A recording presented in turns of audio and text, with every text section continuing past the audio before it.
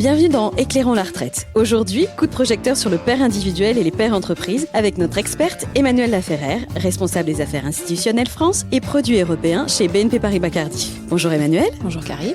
La loi Pacte a bousculé le marché de l'épargne retraite en créant un nouveau père. Nous avons développé les grandes caractéristiques de ces pairs dans un autre podcast. Pouvez-vous néanmoins les rappeler rapidement et nous en dire plus sur ceux, ou plutôt ces pairs ? Alors, l'idée des pouvoirs publics avec ces nouveaux plans d'épargne retraite était de simplifier l'accès aux produits pour préparer sa retraite en créant un cadre unique, que ce soit pour la retraite individuelle ou pour la retraite d'entreprise. Les sommes épargnées sont bloquées jusqu'au départ à la retraite, mais il est possible de sortir par anticipation en cas de coup dur ou pour acheter sa résidence principale. Arrivé à la retraite, vous avez le choix. Il est possible de sortir en rente, de récupérer son capital ou de mixer les deux. Les PER existent effectivement en 3 versions. Il y a le PER individuel et nous avons 2 PER à destination des entreprises.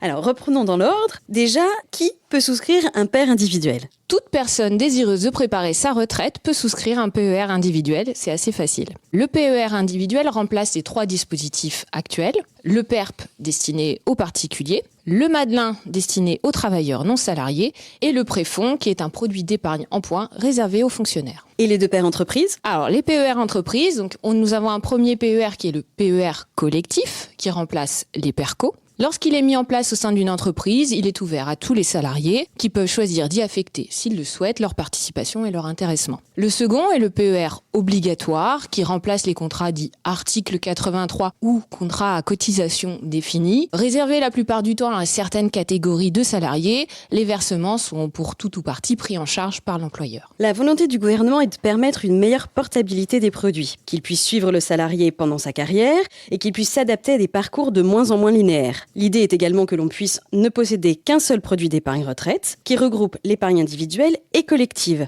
C'est un programme bien ambitieux. Concrètement, ça se traduit comment ? Alors, le secret de la portabilité des PER réside dans leur compartiment. Chaque PER a 3 compartiments correspondant chacun à la nature des sommes qui sont versées. Nous avons le compartiment des versements dits volontaires qui accueille les versements faits à titre individuel, le compartiment de l'épargne salariale qui accueille la participation, l'intéressement et les éventuels abondements versés par l'entreprise et enfin le compartiment des versements obligatoires qui reçoit notamment les versements réalisés par l'employeur. Tous ces PER, qu'ils soient individuels ou d'entreprise, disposent des 3 compartiments. Ils peuvent donc recevoir tous les types de versements, que ce soit en alimentation directe ou par transfert d'un autre PER. Concrètement, pour illustrer vos dires, nous aimerions un exemple.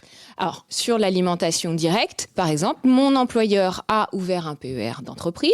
Les cotisations qu'il verse alimentent le compartiment des versements obligatoires. Si je souhaite, je peux moi aussi alimenter ce contrat avec mon épargne personnelle. Dans ce cas, les versements iront dans le compartiment des versements volontaires. À l'inverse, je peux aussi alimenter par transfert. Par exemple, je quitte mon entreprise dans laquelle j'avais un PER. Je peux transférer les sommes versées sur les 3 compartiments vers mon PER individuel que j'aurais souscrit auprès de mon assureur. Ce qui me permettra de regrouper tous mes contrats dans un seul contrat de plan d'épargne retraite. Pour conclure, si on devait résumer tout ce que vous venez de nous dire. Alors, il y a 3 choses à retenir sur les PER. Donc, c'est que ces plans d'épargne retraite sont en fait 3 produits. Un produit individuel et 2 produits d'entreprise. Chaque PER peut accueillir à la fois notre épargne personnelle ou l'épargne d'entreprise grâce à ces 3 compartiments. Et la portabilité de ces PER est libre et totale. Je peux transférer mon PER individuel vers mon PER d'entreprise et inversement. Et je peux transférer mon épargne vers un nouveau contrat ou alimenter un contrat existant. Merci beaucoup Emmanuelle d'avoir pris la parole sur ces différents pairs. Et merci beaucoup à vous de nous avoir suivis. N'hésitez pas à nous laisser des étoiles, des commentaires et à partager ce podcast.